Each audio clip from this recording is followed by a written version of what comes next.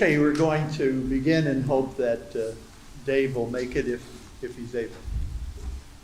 Good afternoon. My name is Dean Wilson, and I currently serve as the chair of the City of Erie Building Code Board of Appeals. Therefore, I call this meeting of the Board of Appeals to order. Please note that a contemporaneous transcript of this hearing is being created by a stenographer. Therefore, during this hearing, each person who speaks should come to the microphone at the lectern in front of this chamber and should begin by giving his or her name, followed by the name of the organization he or she represents. Secretary to the Board, Christy Williams, will now call the roll of members to determine those members present and also to indicate whether or not we have a quorum. Mr. Wilson? Here? Mr. Steele? Here. Mr. Rose? Here. Mr. Herbstrick? Here. Mr. Armstrong? Mr. Woods? Mr. Hernando? Here. And we have a quorum? Indeed, we have a quorum. Thank you, Christy. At this time, I gratefully acknowledge the presence of Jason Scheck, Deputy City Solicitor, and ask him if he has any comments he wishes to make. No. Okay, thank you, Jason. Today, the City of Erie Building Code Board of Appeals meets to hear a petition for variance in regard to a building known as Green Garden Lanes, a bowling alley located at 1583 West 38th Street in the City of Erie, Pennsylvania, and comes before this Board of Appeals at the request of the owners, Mark and Mary Waddle, and their consultant contractor, Steve Lewis of Steve Lewis Contracting, which offers a petition for variance to the 2018 edition of the International Building Code, Table 506.2, as referenced in the Commonwealth of Pennsylvania Uniform Construction Code, as adopted with an effective date of February 14th, 2022. Members of the City of Erie Building Code Board of Appeals have been previously supplied with the following documents. Number one, an agenda for today's hearing. Number two, Uniform Construction Code Appeals Board petition and attachments as follows. Subpart A, UCC Code Compliance Plan Review by Terry L. Heath from Building Inspection Underwriters of Pennsylvania Incorporated, dated July 17th, 2023. Subpart B, Erie County, Pennsylvania Property Summary for the captioned property. Subpart C, an action list from Steve Lewis Contracting Incorporated, dated July 19th, 2023.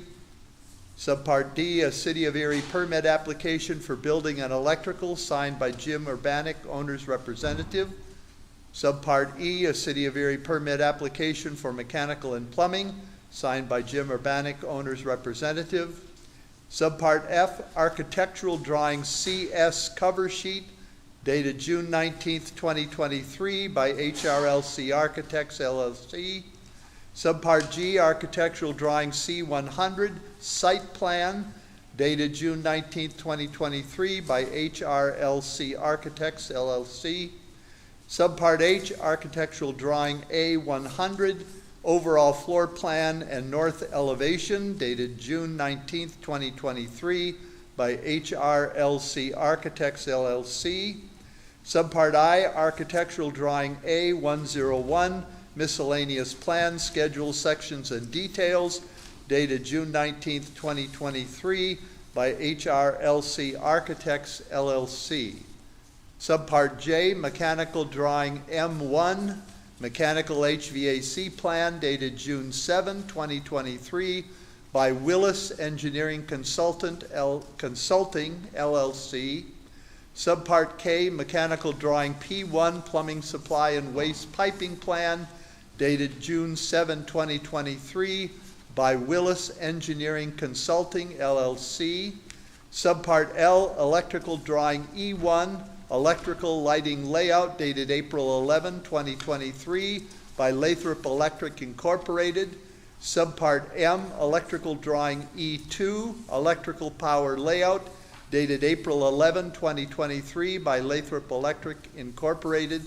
Subpart N, electrical drawing E3, electrical power layout, dated April 11, 2023 by Lathrop Electric Incorporated. That completes the listing of documents previously supplied to the members of the board. During the presentation, as part of the hearing which follows this introduction, the City of Erie Building Code Board of Appeals will receive presentations or comments from relevant parties following this order of presentation. First, the board will hear any commentary from the representatives of the petitioner presenting this petition for variance. Next, the board will hear any commentary from the representatives of Building Inspection Underwriters of Pennsylvania, the organization with which the City of Erie has contracted to provide code compliance and plan review services. Next, the board will hear any commentary from the representatives of the City of Erie Building Department. Next, the board will hear any commentary from representatives of the City of Erie Fire Department. Next, the board will finally hear any commentary from representatives of the general public attending this hearing. Following these presentations or commentary, the members of the City of Erie Building Code Board of Appeals will then entertain questions directed to any of those who've given presentations or offered commentary. Following these questions and answers, the chair of the Building Code Board of Appeals will then entertain a motion from a member of the board to either grant or deny the petition for variance. Next, the Building Code Board of Appeals will then discuss and deliberate on that motion. Finally, the Building Code Board of Appeals will vote on that motion and report the results of that vote. It is important to note that in considering a petition for variance, the City of Erie Building Code Board of Appeals is constrained by the City of Erie Code of Ordinances, Part 15, Uniform Construction Code, Title III Administration, Article 1503.6, Board of Appeals, Sections 1503.62, Subpart F, and 1503.62, Subpart G, which read as follows. Subpart F, the Board of Appeals shall only consider the following factors when deciding an appeal under Section 501c2 of the Act. Number one, the true intent of the Act or Uniform Construction Code was incorrectly interpreted. Number two, the provisions of the Act do not apply. Number three, an equivalent form of construction is to be used. Subpart G, the Board of Appeals may consider the following factors when ruling upon a request for extension of time or the request for a variance. Number one, the reasonableness of the Uniform Construction Code's application in a particular case. Number two, the extent to which the granting of a variance or an extension of time will pose a violation of the Uniform Construction Code or an unsafe condition. Number three, the availability of professional or technical personnel needed to come into compliance. Number four, the availability of materials and equipment needed to come into compliance.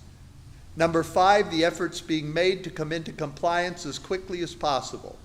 Number six, compensatory features that will provide an equivalent degree of protection to the Uniform Construction Code.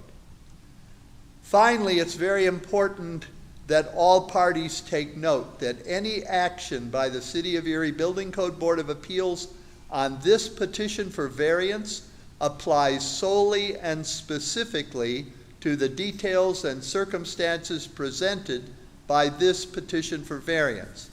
Any action taken by the board cannot be interpreted to apply to any other matter at this property or at any other property in the City of Erie. The action of the board remains exclusive to this petition and this petition only. At this time, the board respectfully invites the representatives of the petitioner to offer any commentary to the board in support of their petition for variance.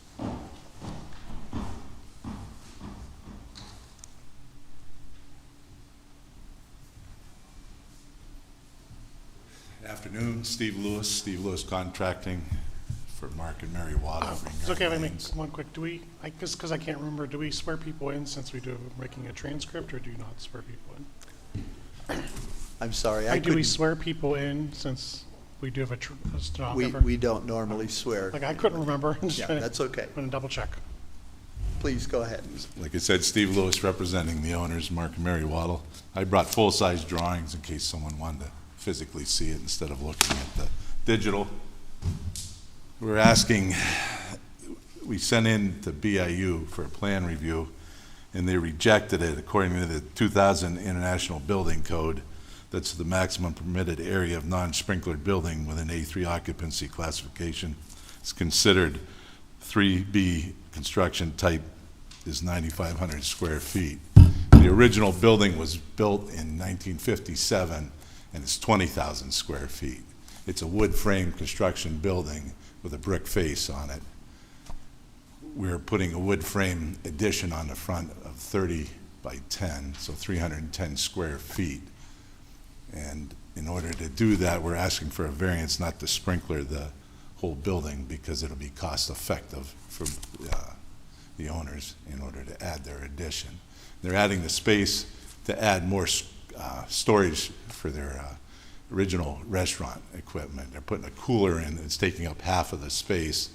The other half will be part of the kitchen area. And we've cut a doorway, we'll cut a doorway through the existing front of the building elevation for a man door access.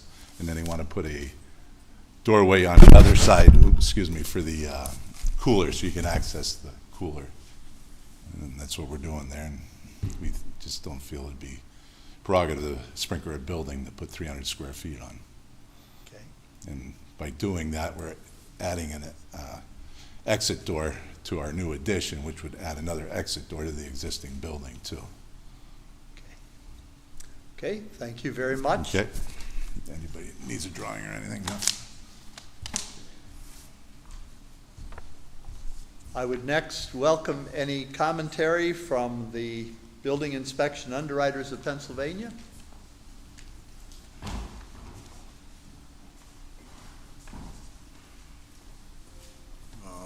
Terry Heath, I'm representing Building Inspection Underwriters, which everybody calls BIU. The building is actually twice over the allowed area for 3B construction.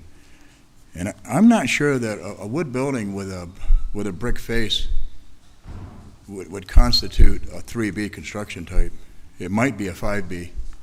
They indicated, which I missed on the original plan review, that the addition is 5B, where you can't have 5B and you can't have two construction types in one building without a firewall separating them. So that's. So in addition to the issue you're saying with sprinklers, there's also the matter of the possible difference in construction types. Yeah, it might not be a 3B construction type. That would take some research there. Okay. And you can't have two construction types in one building, so you'd have to have a firewall there. If it was sprinklered, 3B construction would be allowable, and actually 5B would as well. So if it's determined that it's actually a 5B type construction, then sprinkler building would conform. Okay. Thank you very much. Thank you. Next, welcome any commentary from the City of Erie Building Department.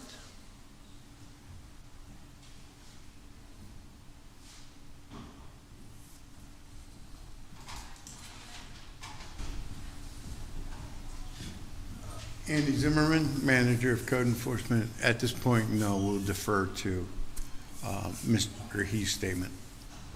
Thank you. Any commentary from representatives of the City of Erie Fire Department? Don Sauer, Chief Fire Inspector, and we don't have any comment. Thank you. Okay. Thank you, Chief. Anyone here, I don't see anyone, but anyone here from the general public that wishes to make a comment?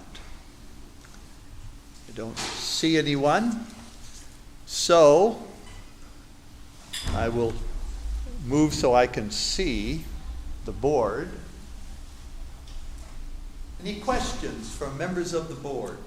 Maybe I should move over this way.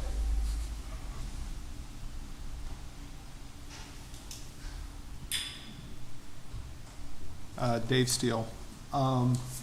Is there, and this I guess is a question for BIU, is there any allowance based on percentage of additional space being added that allows them, like if it's 20,000 square feet and they're adding 300 square feet, that it's a minor addition that allows them to not have to sprinkle, or is it all or nothing?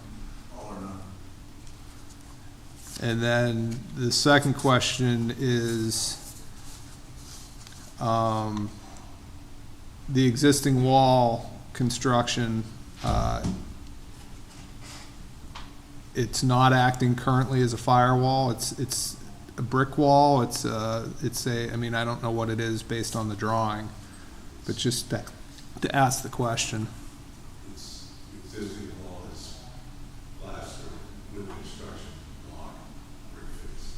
So it's a wood-bearing wall. Okay. And then you indicated that you didn't think that the building was 3B. Possibly not. If it's classified as something else, does that change the requirement to sprinkle at all? Like, I don't know if, like, if it was a 5B or whatever other classification that might exist out there, The other, you want me to step up there? please.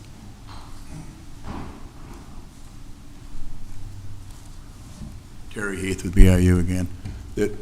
Probably the only thing that it could go to would be 5B.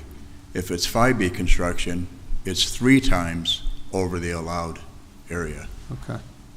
over 3 times. And then I guess the last question I have is for the petitioner. Are there any compensatory measures that you're offering up to not sprinkle the building, or is it cost? Can you come up with this little poster?